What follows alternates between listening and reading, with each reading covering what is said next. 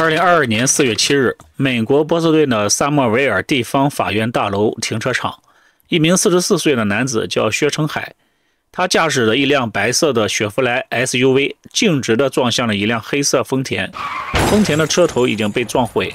薛成海下车之后，朝丰田车司机头部连开10枪，其中命中6枪，对方当场身亡。现场的路人纷纷抱头蹲下，从手臂的缝隙当中寻找枪声的来源。而薛成海杀害的不是别人，正是自己的亲外甥。随后呢，薛成海没有任何的反抗，被警方逮捕。那么究竟是因为什么使舅舅在万里之外的美国杀害自己的外甥呢？大家好，我是海岩。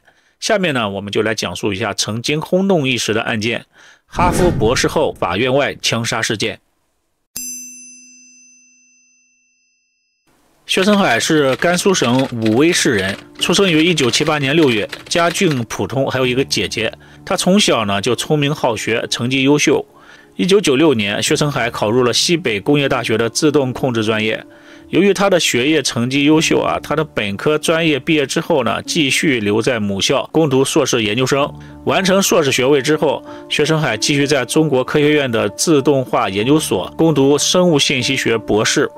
2006年，薛成海进入了清华大学的生物信息学分析研究部，从事博士后的研究和学习。也就是在这一年，28岁的薛成海和自己的师妹张磊结婚了。结婚之后呢，夫妻2人生育了2个孩子。丈夫事业有成，收入颇丰，妻子呢，慢慢的就淡出了职场，回归家庭，相夫教子。2008年，薛成海在清华大学完成了博士。之后呢，薛成海和家人前往美国。到了美国之后，先在美国的冷泉港实验室工作。由于当时没有多少积蓄，只能和妻子租一间偏僻破旧的房子。但是金子在哪里都会发光的。很快呢，他在美国站住了脚跟。后来，薛成海在哈佛大学统计学进行研究课程。主要的研究方向是：第一，利用生物信息学分析技术为肿瘤进行研究发展，提供早期诊断和精确治疗；第二，研究发现肠道菌群对肿瘤、慢性精神疾病的影响，研发肠道菌群中可用于通过特定系统疾病早期进行诊断和标记。2015年，薛成海将科研成果转化为商品，在天津成立了万康源基因科技有限公司，并担任 CEO。2017年，薛成海加入了中科院天津工业生产生物信息技术进行研究所，担任重要的产业研究员。薛成海专门研究肿瘤、治疗癌症，曾经写过9篇专业课程的论文。他还是多项国家级工程项目的负责人，曾主持2项社会科学发展基金。可以说，薛成海通过自己的努力，做到了家庭美满、事业有成，走向了人生巅峰。不出意外的话，他以后的生活会很幸福。但万万没想到，突如其来的家庭丑闻改变了他的人生走向。薛成海一直忙于事业，国内国外来回跑。薛成海的父母呢，住在天津，平时都是他姐姐照顾。姐姐有一个儿子叫王聪。2018年，王聪高中毕业，姐姐呢也想让儿子王聪到美国读书。都是一家人嘛，薛成海二话没说就开始忙着外甥出国的事儿。很快呢，王聪来到了美国，在当地的一家语言教育学校里面学习英语。刚开始呢，王聪的吃住都在薛成海的家里。后来经过考试，进入了私立研究型大学东北大学，攻读计算机科学专业。当时薛成海忙于事业，一年当中大部分时间都在国内，家里呢就只剩下妻子、外甥和2个未成年的孩子。在薛成海的眼里呢，外甥王聪也是家人，属于家里的一份子。但是万万没想到也不知道是39岁的舅妈太过寂寞，还是19岁的外甥年轻冲动。朝夕相处的舅妈和外甥擦出了火花，发生了乱伦关系。这种事儿有1就有2，有2就有3。长辈对晚辈的关爱变成了情侣之间的温存。舅妈和外甥维持这种关系长达2年，但是没有不透风的墙。2019年，丈夫薛成海发现了端倪，最终知道了一切。薛成海犹如五雷轰顶啊！如果妻子出轨的对象是其他人的话，薛成海还好受一点，但出轨的对象偏偏是自己的亲外甥。薛成海除了被戴绿帽子呢，还要面对复杂的家庭关系。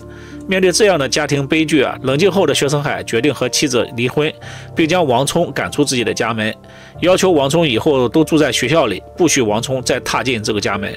2019年，他和妻子张磊办理了离婚手续。之后，前妻张磊和王聪依然保持着那种关系，直到2020年7月，也许是前妻张磊突然觉悟，或者是亲戚们的压力，张磊向王聪提出了分手。他跟王聪说：“我们不该有这样的关系，我们分手吧。如果事情到这里就结束了，以后呢都不相往来，那么悲剧也就不会发生了。”但王聪不肯罢休，他接下来做的事情为悲剧的发生埋下了伏笔。张磊提出分手之后王聪是坚决不同意，对张磊死缠烂打，甚至给张磊发短信威胁。短信息中，王聪说：“我不把你们全家弄死，我就去选择自杀。很好，太棒了，我的未来早就被你给毁了，我的一切都被你毁了，我现在就是一个没有尊严的行尸走肉。”对于王聪无休止的纠缠，张磊找到了薛成海，向他诉说了王聪的极端行为。毕竟是一起生活多年的夫妻，薛成海心软了。2020年8月，张磊又搬回了薛成海的家，而这一举动呢，却刺激了王聪。王聪来到美国生活了一段时间之后，他就不想回国了。自从搬进了学校住之后呢，没有舅舅的帮助，他感到了很多不便。王聪因为没有美国绿卡，不能减免学费，也没有更好的就业机会。凭他自己的能力呢，想留在美国是根本不可能的。如果能和舅妈张磊结婚，他就能够用最简单的方式获得绿卡。张磊要与他分手，使得他的这种想法落空了。根据薛成海的说法，王聪曾经找过他，要求薛成海给他介绍一个美国女人结婚，这样呢，他就能够拿到绿卡留在美国了。薛成海肯定无法答应这种荒谬的要求。自从张磊搬回薛成海家之后呢，王聪经常在薛成海的家附近徘徊，中间呢还多次试图闯入，甚至有一次还勒住了薛成海的脖子。更让薛成海不能接受的是，王聪曾经来到薛成海女儿的学校，企图接近女儿。薛成海认为，你找我麻烦可以，但你绝对不能伤害我的女儿。虽然说家丑不可外扬，但已经到了这一步，薛成海被逼得没有了其他办法，他找到了警察报警，并说明了一切，并且聘请了律师。薛成海认为王聪存在精神问题，很有可能会对他和他的家人造成伤害，威胁到家人的生命安全。张磊也出示了王聪的威胁短信。最终，法院下达了针对王聪的家庭暴力禁止令，禁止他进一步接近薛成海一家。一旦王聪再次接近薛成海一家呢，警察就可以直接逮捕王聪，那样王聪就有了案底，以后就不可能拿到绿卡了。这个事情也闹上了法庭，事情呢也就传回了中国国内。王聪的妈妈，也就是薛成海的姐姐，作为母亲肯定是站在儿子这边的。她认为自己的儿子年龄小不懂事，而你39岁的张磊已经是2个孩子的母亲了，应该对此事负主要责任。这件家族丑闻使得张磊和王聪被亲戚们唾弃，而薛成海成了众人的笑柄。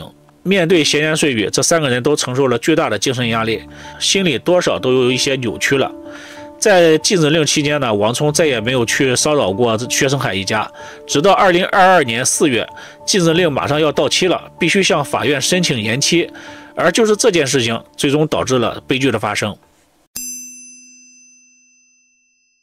2022年4月7日，薛成海向法院申请延长禁止令。他说，王聪为了解决绿卡问题呢，曾经找他帮忙，他拒绝之后呢，2个人的关系更加恶化。现在王聪的学生签证即将到期，他担心王聪会继续骚扰威胁他和家人，希望法官能够延长禁止令。而法官认为，在禁令期间呢，王聪表现良好，没有理由再次延长禁止令，最终拒绝了延期禁止令的请求。薛成海想到自己又要面对王聪的无休止的骚扰，又想到了这几年他所受到的屈辱和痛苦，他非常的愤怒。这时呢，他已经丧失了理智，他决定自己来结束这一切。他快步地走出法庭，于是发生了视频开头的那一幕。薛成海开着白色雪佛兰 SUV 猛踩油门，撞向了正在打开黑色丰田车门的王聪，并且连开数枪，王聪倒在血泊当中，当场毙命。薛成海没有离开现场，他的律师威廉·巴拉比诺第一个冲到现场，将薛成海按在地上，用膝盖顶住他的后背，等待警察的到来。随后呢，警察逮捕了薛成海。事后，威廉说，他并不担心薛成海手中的枪，因为他知道薛成海从来没有过暴力倾向。他说，薛成海是一时情绪化冲动才开的枪。他和薛成海认识多年，薛成海性格温和，是很多人都希望在一起工作的人。当枪击案发生之后呢，认识薛成海的人都很吃惊，不敢相信。事件发生之后呢，很多人认为薛成海是蓄意谋杀，他在车上提前准备好了枪，就是计划好了，一旦禁止令延期失败，他就会动手干掉外甥王聪。但是呢，也有很多人认为这是一个老实人被逼到了绝境，最后情绪崩溃才杀掉了王聪。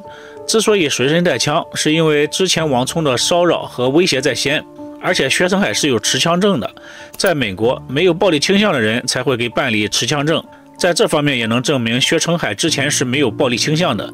他们认为很可能是法庭上王聪的一些举动刺激了薛成海，使他觉得不得不动手自己解决掉问题。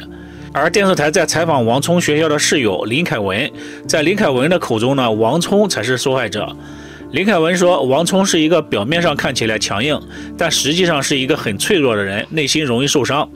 他说，王聪曾经被舅妈举报有自杀倾向，有一次王聪还被他的舅舅和舅妈送到了精神病院治疗过几天。林凯文还说，王聪一直很害怕有一天他的舅舅会闯进宿舍来杀他，搞得同住的林凯文也很担心。2022年4月8日，第一次听证会开始审理，在法庭上，检方指控薛成海蓄意谋杀。面对法官的提问，薛成海拒不承认谋杀罪。在法庭上，薛成海泪流满面，浑身颤抖，很难想象在这4年的时间里，他的内心受到了怎样的煎熬。法院最终会判处什么样的刑罚呢？不得而知。不过呢，当地的法律已经废除了死刑。